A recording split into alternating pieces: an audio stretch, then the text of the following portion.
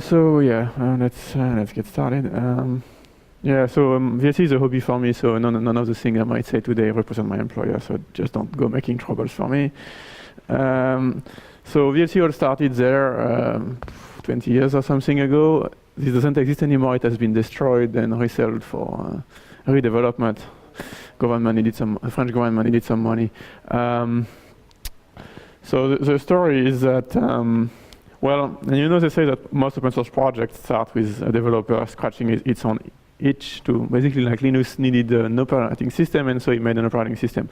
Well, VLC did not start like that. The students on the network, and that's way back, like 30 years ago, they wanted to play LAN games. First-person shooters started to become popular in the early 90s.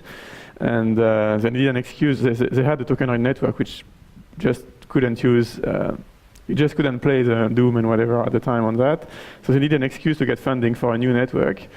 And they said, well, you know what, we're going to make a research project to stream video over the network. And that's how they funded 3Com, so fast Ethernet installation, because they were students, they didn't have any money. And then after a few years of doing that research project, they realized that, well, fast Ethernet just doesn't cut it. And this time they actually got an actual network that was actually able to stream video with gigabit and multicast support, which is what you would nowadays. I mean, this was 2002, didn't exist anywhere at the time. Of course, nowadays everybody has 3-play, 4-play internet connection, which actually does the exact same thing. But I mean, this was much earlier. This is what it looked like in 2004, and today I'm going to talk basically about what's on the right column, which is VLC and all of its ports. At the time, I mean, the basic idea is, the original idea was to stream, really was to stream video. It was not meant to be just a media player. It wasn't even meant to be a media player. It was really meant to be a receiver for video, digital video. Of course, nowadays, the other things like VLS don't exist anymore. But at the time, VLC meant VideoLAN client because it was the receiver in that solution. So as I was saying, it started as a university project, roughly estimated 1996. And we have all of the source code history all the way to 1998. I wasn't a member at the time, I'm too young, kind of. But I think they just restarted because it was so messy, the code that they had written initially. The project became open source in 2000, at the same time, 1 month apart from GStreamer, I think. And in 2008, we basically left the university and made an independent foundation in French law and reached 1 billion download. Overall, we have several hundreds of contributors over time. Of course, most of them aren't active at the moment, or they might be contributing in other projects that are related to us. So the foundation, well, its members are mostly developers and some other contributors like translation coordinators, that kind of thing. And we only make revenues from donations. It's not a for-profit organization, and we don't have advertisement. So the budget is quite tight. We can't pay anybody, so it's just traveling costs, infrastructure costs like web servers, some legal costs like trademark, and then hardware for testing purpose or for hosting purpose. And we have our own conference where we basically host all of the open source multimedia projects. The last edition was a bit over a month ago in Paris. It's about every year. So we have our own project, which also FFmpeg, libav, KDE stuff, and yeah, a lot of other projects. So the foundation takes care of multiple projects. The best known by far is VLC Media Player. That's what I'm going to be talking about in a few minutes. We also have a few lesser known projects, DV Blast, Multicast, which are also used, but more like network side things that only system admins would use. The Skin Designer, yeah, if you want to tweak your VLC, and a bunch of other stuff. More importantly, we host a whole bunch of multimedia-related software libraries, which, of course, as a user you wouldn't know about, but as a software developer is very important. So we basically host the open source implementation of Blu-ray playback and DVD decryption. We now have may be useful and not a reference, but actually practical AV1 decoder. I'm going to talk about that a little bit later. DTS, and we have the very famous video encoder. So X264 is the most famous. We also have X265, X262. But so, okay, let's talk about VLC Media Player because that's what the topic of the talk is about. So key milestones before we get to the more meat. So as I was saying earlier, the source code goes back to 1998. We had working things on Linux in 1999, on Windows in 2001. Started streaming and not only receiving in 2003, got our first version in stable version in 2009, but we were already well known at that point. And one important thing in 2011, we actually switched to LGPL, so that the goal was to make it easier for profit other third-party developers to embed our media playback engine inside their own applications for commercial purpose. In 2012, we had Android and 2.0. So the key entry point for VLC is, of course, the foundation website, which this is mostly driven by downloads, especially on Windows and Mac OS. On Linux, you will probably download it through the package installer. But so as of now, I think probably a little bit over 90 million installation of VLC 3.0, which came out earlier this year. In total, we have had 2.3 billion downloads over time. So it's a pretty large open source project. We estimate that VLC Media Player is actually installed on 1 in 6 Mac OS computer, and it's within the top 15 open Windows application. It is probably the most well-known software developed in France, but okay, we're not sure. So more technical and maybe more interesting, so how does VLC actually work internally? Yep. So first, one of the key points of VLC is that it's very portable. So this is a Linux-conference, and of course we support Linux. It's our reference platform. It's the first platform we worked on. We are mostly known, however, for Mac OS and Windows, but we also have the BSDs. We have even OS2. There's probably 2 users for 1 developer, but yeah, Open India now, yeah. So of course we also have iPhone and Android nowadays.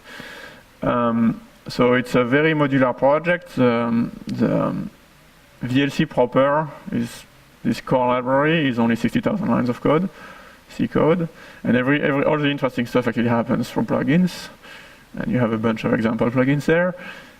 And on top of that, you have the libVLC, which is a simplified API, which is basically our media engine API, where you have things like play, pause, seek, describe, where you can basically embed multimedia playback functionality in an application. And VLC is just a wrapper for that, and you can also use it in other applications, and there are some other applications actually doing that.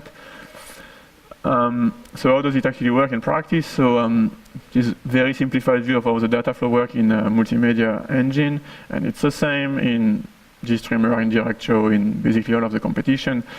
But it may be not what you would expect from looking at other desktop applications. So, and the terminology is a bit weird as well. So we have, at the entrance, we have what we call the access, which is kind of virtual file system abstraction. And this is something that everybody here probably knows about. You have things like open file, read file, seek, close, basic file abstraction functionality. Nothing very fancy there. It's the same you have in many other types of applications. But then it gets a bit different. So we have the DMAX, which is what you would call a file format parser in many other projects. And this is where people get confused, because in multimedia, we don't have just a file format, but we also have the video codec and the audio codec and the subtitle codec. And all of these people tend to confuse them together, and they say, yeah, I have this H.264 file. It doesn't work. Well, no, you can't have an H.264 file, because H.264 is a video codec. It is not a file format. So, yeah, so example file formats, for instance, these are file formats, and these are the usual ones. So you have MP4 and Matroska, I'm sure you've heard of them. MPEG-TS is what you would use for more mainly for streaming live TV. And so this is the DMAX. So the access is file, HTTP, well, typical stuff. And then behind that, in some cases, you don't actually have a proper separation between the file format and and the input byte stream. So in that case, you combine both of them in a single plugin, and you get, so this covers cases like optical discs, so DVD, Blu-rays, webcams, microphones, and certain protocols like RTSP or adaptive streaming. You might have heard of HLS or Dash. So after you have demaxed, what you get is a bunch of packets, blobs of sets of encrypted or compressed data with timestamps on it, and you need to feed it to the video codec, so which will then decode, or the audio codec, which will then decode that compressed data into actual picture that you can render. And this is the role of the video codec, and these are the common video codecs. So everyone is a new fancy one that is actually not patented. I'm going to talk about that later. You probably know MPEG-1, MPEG-2, MPEG-4, AVC, or H.264 as it's known. So this is the ITUT codecs. They're also known as H.264 something, 1, 2, 3, 4, 5. There's in open source people like VP series and the Sierra codecs. There's Microsoft codecs and so on. There's, in total, VLC can decode about actually a little bit over 200 different video codecs. So there's really a lot of them. And I'm not going to go through the list. There's also audio codecs, same system, but of course it's for audio. There's over 100 of them. I'm sure everybody here knows about MPEG-2 layer 3. So AC3, Windows Media Audio, Opus, Vorbis, which are the open source ones, even MIDI, which is really old instrument codec. And subtitles, same principle. So after you've decoded that, decompressed effectively that video or audio, then you have to filter it. For instance, you might have equalization for video, for audio, and for video you might have deinterlacing. And then you output it to the screen. Subtitle codecs are not important, there's only dozen of them. So the control flow, which I'm not going to put on the same schematic because it gets too complicated. So you have the UI, which is usually the main UI on your desktop, but you can also have a dbus interface on Linux, or you have also a HTTP remote control interface if you want to control your computer playing video from, say, your mobile phone or something. That talks to a kind of a model view controller approach. It's a bit old system, but which is a playlist, and then the playlist will say, okay, now I'm playing this playlist item, which might be, say, a web file or a HTTP entry, which will then go to the input thread, and all the magic happens in the input thread. So all the things we've seen there basically happens from the input thread. And then there's the ES output, which is kind of the slave of the input thread, which this takes care of, like, if you have, for instance, multiple audio tracks, which can happen quite common in DVDs, it will select which one is the active one and only decode the one that is actually active, because you don't need to decode the English track if you're playing the Russian track. It would be a waste of CPU. And then after that, it goes to the video output and the audio output. So for instance, on Linux X server or VLAN server, and audio output might be pulse audio, for instance. VLC is mostly written in C, so 2/3 of the code is C. This includes all of the core and most of the modules, especially all the really multimedia ones like the decoding modules and the demaxing modules. The UI is written in C++, as well as a few other modules that depend on C++ libraries. macOS code is in Objective-C, we don't care about that here. And we also use Lua scripts for string processing effectively, so playlist parsers, website scrapers. And there's even a little bit of assembler for some really tight loops. It doesn't adapt to 100% because there's a build system and a bunch of other things. So the more interesting part, the new things. So what are the highlights of VLC 3.0, which came out earlier this year? First, we can browse network resources. So previously, VLC was only able to open directories on your local file system. Now we can actually open directories on some remote resource like an FTP server or file share, Windows file sharing or UPnP, like what's it called? These boxes you might have at home storing your files. NAS, as people often call them, SSH, which might be popular on Linux. And we are working on adding also cloud access for like evil things like Google Cloud and Amazon and whatnot. Unfortunately, a lot of users want that. We've improved our HTTP support. We have now cookies, which are sometimes actually necessary to play video over HTTP. And the more important thing is we have added adaptive streaming, which is used a lot nowadays for live TV over the web. So you have Apple live streaming, which is called HLS. You have Adobe, and you have the standard one, which is MPEG-. And we also have now support for HTTP 2.0. We don't have support for QUIC yet, and that's a bit, maybe we'll do it later, I don't know. We have added support for more compressed archives. In my opinion, it's a bit stupid to put your video to take your video, which is already compressed, and then put it in a zip file. But turns out a lot of people are doing that, so we have to support it. Don't do that, but yeah, well, and tell your friends not to do it. But unfortunately, I think people will continue doing that for a while. And of course, we like every version, we have new combinations of file formats and video codecs and audio codecs. But again, there's such a huge list, I'm not going to go through them. So one big performance enhancement we've made is on hardware decoding side. So the last 10 years roughly, GPU manufacturers started shipping this hardware decoding support for video in their CPUs. Like it's called Pure Video if you have NVIDIA, for instance. And VLC wasn't really well suited for that. We were taking we were demaxing the content on the CPU, of course, and then we were decoding it on the GPU. And then VLC wanted to get the data back from the GPU into the main memory for CPU filtering, for instance, the interlacing or adjusting the gamma or whatever. And then we had to send the data back again to the GPU for actually rendering on your monitor. And that was highly inefficient because we're talking about copying whole decoded frames. And to give you an idea, 10 HD content at normal frame rate, so your typical HD video is 2 gigabits per second of data if it's just raw video and uncompressed. So it's quite a bit consumption. It's quite a lot of data to copy. So now we fixed that. We filter everything on the GPU using what the GPU is good at, so QDAR, these kind of things, and keep the data on the GPU so this doesn't need to be copied. And this is supported on the main hardware decoding abstractions provided by the operating system. So on Linux, it's going to be either VA API for Intel and AMD or VDPAU for NVIDIA. We've made OpenGL the default on Linux. We're going to get rid of Xvideo. I hope your device drivers are now up to the task because Xvideo just doesn't cut it anymore. Yeah, don't get me started on this.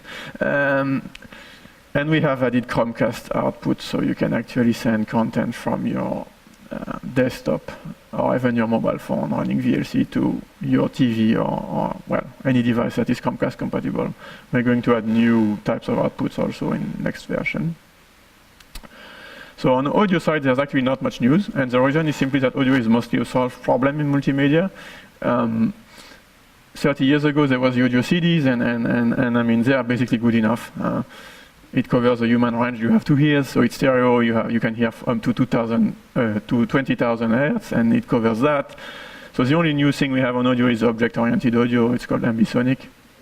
And it's basically, instead of having like, okay, monophonic, stereophonic, surround 5 channels, surround 7 channels, and so on, we just say, there's this sound coming from there, there's that sound coming from there, and that sound coming from there, and you just mix it down to however many speakers you have on your computer, and it's kind of more logical. It just scales better to the. So we now support that. Other things, yeah, we have support for system delogging, where it doesn't matter. Another thing I like for non-Latin countries, Latin alphabet countries, is that we actually have proper Unicode support in the console now. So you can actually get, well, not very readable, but you can actually get proper layout of the Russian or the Cyrillic help on the command line. So new features for 4.0. Well, okay, some statistics. So we have about 25 active developers on this version. In total, 72 people contributed any amount of code. There's no firm release plan yet, but my personal guess, and that's purely personal, is it's going to come out in summer next year. We are working on transitioning away from auto tools to Maison, and we hope that that's going to make building a little bit easier, because VLC is one of the hardest open source projects to actually compile. Other new things, so we have AV1, I mentioned it earlier. It's And that's a very important thing in open source. For the first time, the best industry codec out is actually open, so it doesn't have any patent. It has public standard, and on top of that, it's not actually, I mean, you can actually implement the patents in open source, even in US or Japan, where they recognize software patents. The bitstream is now frozen, which basically means that the spec will not change in non-backward compatible way. So you can now implement this codec, and you know that it will work. You will be compatible with other implementations. And I mentioned David library, so that's our implementation of the decoding side, and it's actually BSD licensed, so anybody can use it. Unfortunately, it's probably a few years before we have viable encoders, because developing encoders is actually very complicated, and those things are very, very performance intensive on CPU, so it will take a while to get there. But I think it's really great news that we finally have a great video codec that is actually open. On the video rendering side and not decoding side, we have now 8-bit, we are working on 8-bit depth, so the things like more than 8 bits, so 10 bits typically, or even 12. So the decoding part of that is easy, just more bits per, in your bitmap, you just have, instead of having 8 bits per component, per pixel, you have 10 or 12 bits.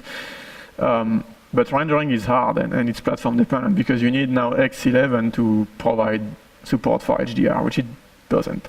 I think this is going to come out mostly with, on Linux, probably going to go only with VLC, because I'm not sure what the plan is with X11 for this.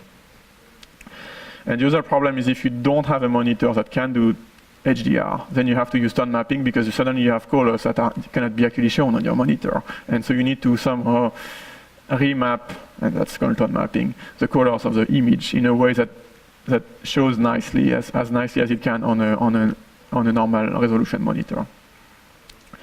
We also kind of support stereoscopy, which is like having two different, or it's called 3D, but it's really just having two different pictures for each eye.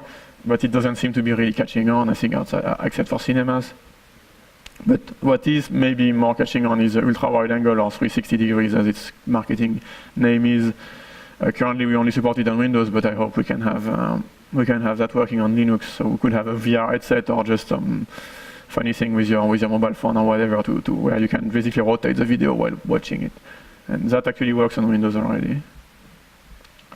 On the user interface side, we are actually getting rid of the old playlist and replacing it with something much simpler and hopefully much less buggy, and which will actually cache your data. So you will be able to store like something we should have done 10 years ago, right? We will now remember that you have these files there, and you have these cloud files there, and you have these TV channels connected there, and we will cache everything and keep it in a library, and then the playlist itself will just be a list of things that you want to play, so that, for instance, shuffle will work correctly, which it quite doesn't right now.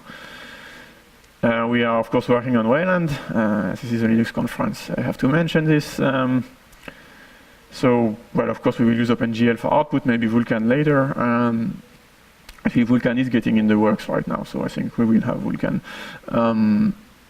Now, we kind of had VLC already in 3.0, but we didn't have windowing and input handling, so it wasn't quite there. So in 4.0, it will actually be working. Unfortunately, we will not have screen capture support, and this is actually a security constraint from VLC, so we can't implement that. And we won't have configurable global hotkeys, but that's not really a problem in my opinion. We will have to use dbus, but that should work. Yeah, okay, so that's not very interesting. We support WebVTT, which is it's kind of the web industry, so Google and Mozilla kind of standard for subtitles. The Hive file format, which is mostly important for Mac OS people, and we finally support HDMI audio pass-through, which is like if you have an HDMI cable connecting your monitor to your computer, there's some codecs that you can pass directly, for instance, to have surround working, and now we actually support that. Future, we are going to switch to OpenGL 4.0 for memory objects. This will allow to reduce the amount of memory copying going on in the video pipeline, as I mentioned earlier. The data rate for video is actually high, so you really want to save on memory copies. We are working on Vulkan integration, which is basically the successor for OpenGL. Probably will have hardware video encoding and not just decoding. tickless video output is more like a power management feature. It's just saying that we will not be waking up and consuming CPU resources when we actually don't need to. We will try to be a bit smarter about when we actually need to wake up the CPU. And in embedded, it's really important because if you wake up the CPU at the wrong time, you will start drawing energy and then consuming the battery for nothing. And this is something we haven't been very good at least not on the video side. Audio is kind of okay now, but video isn't really working. Missing platforms, some people are working on WebAssembly. So for those who don't know WebAssembly, it's essentially C for your browser. So it's kind of a crazy idea. It's not my idea, but it's basically kind of a replacement for a Google native client that would work on all the main browsers. And the idea is effectively to compile C and C++ code into some kind of bytecode and then run it on the browser. It's kind of, again, the whole Java thing all over again from 20 years ago, but this might actually happen. And we have some people working on porting VLC to that, because for video decoding, you really need to be efficient. You really need to have, you really need to squeeze the last megahertz out of your CPU to actually be able to decode it in software because of the amount of data that is flying in real time. And if you can't decode it in real time, you will lose frames and it won't be very good, won't work really. And so yeah, so we have people working on that, and hopefully we will have CPU acceleration, so SCMD, things like MMX, SSC, or Neon on ARM also working there. Mir, I'm not so with the Ubuntu thing, I'm not so sure we'll have that. One guy is working on Windows on ARM for VLC. Yeah, I don't know what that's going to happen with that either, but and I don't think people care here. But anyway, and I think I'm more or less done. So if you want to join, well, just yeah, it's a small project. We are not quite as large as Linux. We're probably 2 orders of magnitude smaller. But there's always new stuff in need of doing. I mean, people seem like multimedia is a solved problem, but there's always some new video codec or some new feature, like I was mentioning, like 360, for instance. And having work in multimedia is really good on your CV because there's a very high demand for people with that experience. Actually, very few people who actually know how to do multimedia development, that is. Okay, on top of that, we have face-to-face meetings where you can get your travel costs covered.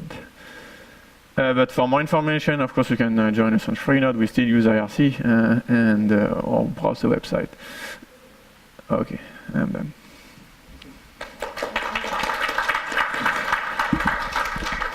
Okay, do you have questions? Sim? Thank you. Thank you. How does design the feature to retrieving flow from the YouTube links? Thank you. So you're asking how we play YouTube videos? Yeah, so let me go way back. Yeah, here. So we have a Lua script that basically gets when you put a YouTube link, basically VLC will open the URL. It just doesn't know that it's a YouTube page. Or it does know, but it just gets the HTML and then it extracts there's some complicated logic in Lua there for string processing that finds the URL of the actual video file, and then it's just a normal video file. So it used to be Flash video, so FLV file format, and now it might be MP4. So I think WebM is what Google now uses. Again, further back. Yeah. So Google has been promoting this WebM, which is some kind of a simplified profile of Matroska file format. Thank you. Next question.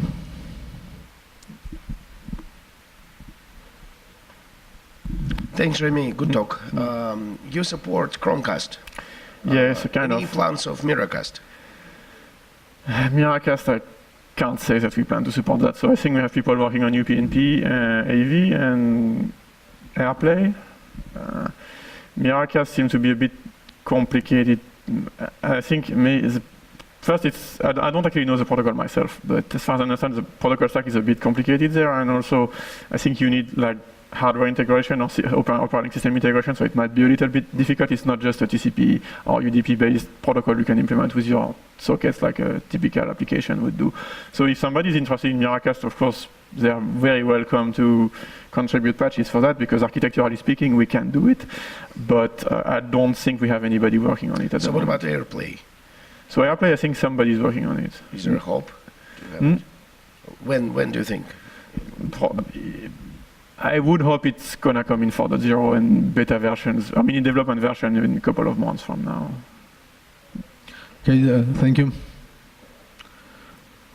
Okay, if no any other questions, Lunchtime. huh? It's lunchtime. It's lunchtime. Which one is best? The YouTube question, I think, is quite good. Okay. Okay, so thank you very much. Thank you. Yeah.